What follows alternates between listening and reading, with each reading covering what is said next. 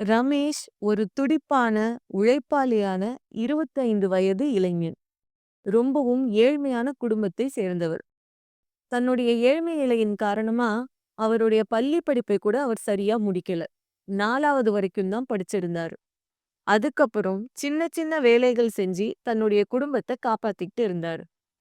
அவருக்கு இன்னைக்கு ஒரு பெரிய கம்ப்யூட்டர் கம்பெனியில இன்டர்வியூக்கான அழைப்பு வந்திருந்தது. என்ன வேலைக்குன்னு கேக்குறீங்களா? அந்த கம்பெனியில ஹவுஸ் கீப்பிங் வேலைக்கான இன்டர்வியூ அது. ஹவுஸ் கீப்பிங் வேலை அப்படின்னா, அந்த ஆஃபீஸ்ல சுத்தம் பண்ற வேலை. தரையெல்லாம் கூட்டி, தொடச்சு சுத்தம் பண்ணி குடுப்பாங்க இல்லையா? அந்த வேலைக்கான இன்டர்வியூ அது. ரமேஷ் ரொம்ப சந்தோஷமா அந்த கம்பெனிக்கு கிளம்பி போனாரு.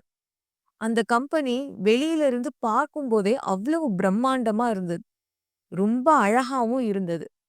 உள்ள ஏசி எல்லாம் போட்டு குளு குளுன்னு இருந்தது. ரமேஷுக்கு ரொம்ப பிடிச்சிருந்தது. அங்க இன்டர்வியூக்கு இவரோட சேர்ந்து இன்னும் 10 பேர் உட்கார்ந்திருந்தாங்க. ரமேஷுக்கு ஒரு பக்கம் பயமாவும் இருந்தது. கடவுளே, இந்த வேலை கண்டிப்பா எனக்கு கிடைச்சிரணும் அப்படின்னு கடவுள வேண்டிக்கிட்டே உட்கார்ந்திருந்தாரு. இன்டர்வியூ எடுக்கிற மேடம் உள்ள வந்தாங்க. ஒவ்வொருத்தரையும் தனித்தனியா கூப்பிட்டு தரைய கூட்டி தொடச்சி சுத்தம் பண்ணி காட்ட சொன்னாங்க. அவங்க எப்படி வேலை செய்றாங்க, பொறுப்பா நடந்துக்கிறாங்களா அப்படின்னு அந்த மேடம் கவனிச்சு பார்த்துட்டு இருந்தாங்க. அடுத்தது ஒரு சின்ன இன்டர்வியூ இருந்தது. இன்டர்வியூ அப்படின்னா, அதுல கேள்விகள் எல்லாம் கேட்க மாட்டாங்க. அவங்க வீடு எங்க இருக்கு? வீட்டுக்கும் கம்பெனிக்குமான தூரம் எவ்வளவு? எத்தன மணிக்கு காலையில வரணும்? எத்தன மணி வரைக்கும் வேலை இருக்கும்? சம்பளம் எவ்வளோ? இந்த மாதிரியான விஷயங்கள் தான் பேசுவாங்க. மேடம் ஒவ்வொருத்தரையா கூப்பிட்டு இன்டர்வியூ எடுத்து அனுப்பிக்கிட்டு இருந்தாங்க. இப்போ ரமேஷ் உள்ள போனாரு. ரமேஷும் கேட்கிற கேள்விக்கெல்லாம் பதில் சொன்னாரு. அப்புறம் மேடம் ஒரு ஃபார்ம குடுத்து, அத ஃபில் பண்ணி குடுக்க சொன்னாங்க. அந்த ஃபார்ம்ல பேரு, address, phone number, email ID இதெல்லாம் எழுத சொல்லி இருந்தது. ரமேஷ எல்லாமே எழுதி குடுத்தாரு. இமெயில் ஐடி மட்டும் எழுதாம இருந்தது. மேடம், "என்ன இமெயில் ஐடி எழுதாம இருக்கு?" அப்படின்னு கேட்டாங்க. அதுக்கு ரமேஷ் சொன்னாரு, "மேடம், எனக்கு இமெயில் ஐடி எல்லாம் கிடையாது. இமெயில் ஐடினா என்னன்னே எனக்கு தெரியாது." அப்படின்னு சொன்னாங்க. இத கேட்ட உடனே மேடம்க்கு ஒரு மாதிரி அலட்சியமா இருந்தது. "இவ்ளோ பெரிய கம்ப்யூட்டர் கம்பெனில வேலைக்கு வரீங்க. இமெயில் ஐடினா என்னன்னு கூடவா தெரியாது?" அப்படின்னு சொல்லி, "இந்த வேலைக்கு நீங்க ஒத்து வர மாட்டீங்க. நீங்க போலாம்." அப்படின்னு சொல்ட்டாங்க. இத கேட்ட உடனே ரமேஷுக்கு ரொம்ப மனசுக்கு கஷ்டமாயிடுச்சு. இவ்ளோ தூரம் வந்து வேலை கிடைக்க வேண்டிய நேரத்துல இப்படி கிடைக்காம ஆயிடுச்சே அப்படின்னு ரமேஷுக்கு ரொம்ப கவலையா ஆயிடுச்சு. நல்ல வாய்ப்பு கை நழுவி போயிடுச்சே.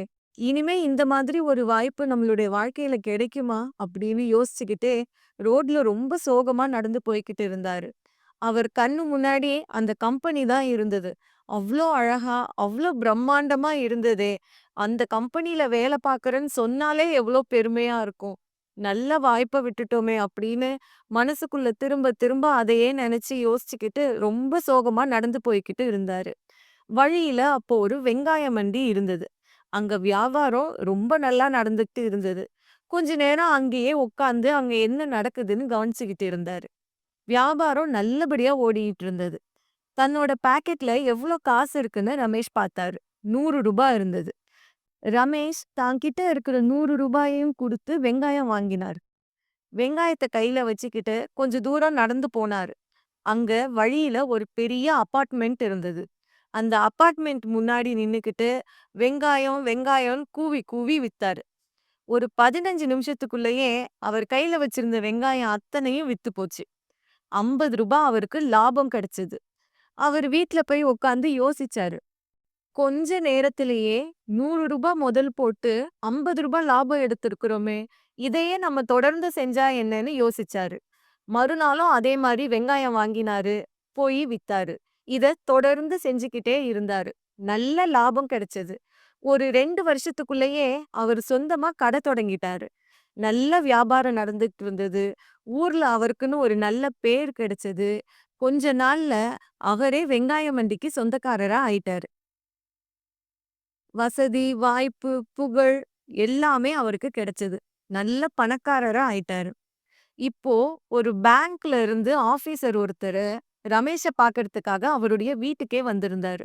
எதுக்காகன்னா, தங்களுடைய பேங்க்ல ரமேஷ் அக்கவுண்ட் ஓப்பன் பண்ணணும் அப்படிங்கிறதுக்காக.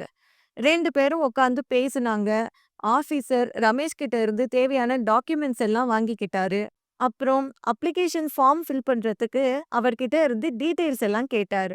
பேரு, address, phone number, email ID இப்படி லைனா அதுல இருந்தது. ஆஃபீசர் கடைசியா, "சார் உங்க இமெயில் ஐடி சொல்லுங்க" அப்படின்னு கேட்டாரு. ரமேஷுக்கு 5 வருஷத்துக்கு முன்னாடி நடந்த சம்பவம் தான் ஞாபகத்துக்கு வந்தது. மனசுக்குள்ளேயே சிரிச்சுக்கிட்டு, "சார் என்கிட்ட இமெயில் ஐடி எல்லாம் கிடையாது. இமெயில் ஐடினா என்னன்னு கூட எனக்கு தெரியாதுங்க" அப்படின்னு சொன்னாரு. பேங்க் ஆஃபீசருக்கு ஒரே ஆச்சரியமாயிடுச்சு. "என்ன சார் சொல்றீங்க? இந்த காலத்துல இமெயில் ஐடி கூட தெரியாம இருக்கிறீங்களா?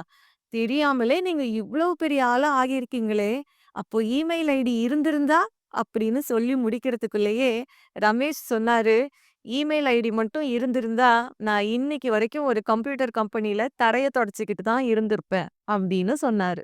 இந்த கதையில வர ரமேஷ் நம்ம எல்லாருக்குமே ஒரு நல்ல உதாரணம். அவரு தன்னுடைய வாய்ப்பு நழுவி போனத நினைச்சு கவலைப்பட்டு ஒரு மூலையில உட்காரல. சோகத்துல முழுகி போகல. அதற்கு பதிலா அவர் என்ன செஞ்சாரு? தன் கண் முன்னாடி இருந்த இன்னொரு வாய்ப்ப அழகா பயன்படுத்திக்கிட்டாரு. தனக்கு என்ன வரும்? தன்னால என்ன முடியுங்கிறத புரிஞ்சு, அந்த வாய்ப்ப அழகா பயன்படுத்தி, முயற்சி செஞ்சதுனால தான், இப்ப அவர் வாழ்க்கையில பெரிய ஆளா ஆகியிருக்கிறாரு. இல்லையா? நம்மளும் சில நேரங்கள்ல வாய்ப்புகள் நம்மளை விட்டு நழுவி போகும்போது, வாய்ப்புகளை நம்ம தவற விடும்போது, வாழ்க்கையே முடிஞ்சு போனதா நினைச்சு துவண்டு போய் உட்காந்துடுறோம். ஆனா அந்த நேரத்துல நம்ம நமக்குள்ளேயே கேட்டுக்க வேண்டிய ஒரு கேள்வி இருக்கு. என்ன தெரியுமா? What next? அதாவது அடுத்தது என்ன? இந்த கேள்விதான் நம்மள ஒரு இடத்துல முடங்கி போய் உட்கார விடாது. நம்மள முன்னோக்கி கூப்பிட்டு போய்க்கிட்டே இருக்கும். நழுவி போன வாய்ப்பை நினைச்சு நம்ம துவண்டு போய் உட்காராம அடுத்தது என்ன அப்படின்னு யோசிச்சு நம்மளோட லட்சியத்தை நோக்கி நம்ம முன்னேறி போய்க்கிட்டே இருக்கும்போது வாய்ப்புகள் நம்மளை தேடி தானாவே வரும். இந்த நேரத்துல புத்தகத்துல எப்பவோ படிச்ச சில வரிகள் எனக்கு ஞாபகத்துக்கு வருது. அது என்ன தெரியுமா? வாய்ப்புகள் நழுவி போகும்போது உன் கண்களை கண்ணீரால் நிரப்பாதே, ஏனெனில் உன் கண்ணீர் துளிகள் உன் கண்முன்னே நிற்கும் இன்னொரு புதிய வாய்ப்பை மூடி மறைத்துவிடும். அதனால நம்மளும் நம்மளுடைய லட்சியத்துக்காகவும் நம்மளுக்கு பிடிச்ச விஷயத்துக்காகவும் தொடர்ந்து முயற்சி செஞ்சுக்கிட்டே இருப்போம். வாய்ப்புகளை நம்மளே உருவாக்குவோம். வாழ்க்கையில ஜெயிப்போம். இந்த வீடியோ உங்களுக்கு பிடிச்சிருந்ததுன்னா ஒரு லைக் கொடுங்க. உங்களுடைய ஃப்ரெண்ட்ஸ் அண்ட் ஃபேமிலிக்கு ஷேர் பண்ணுங்க. மறக்காம என்னுடைய சேனல் டெய்லி மோட்டிவேஷன் தமிழுக்கு சப்ஸ்கிரைப் பண்ணுங்க. Thank you so much.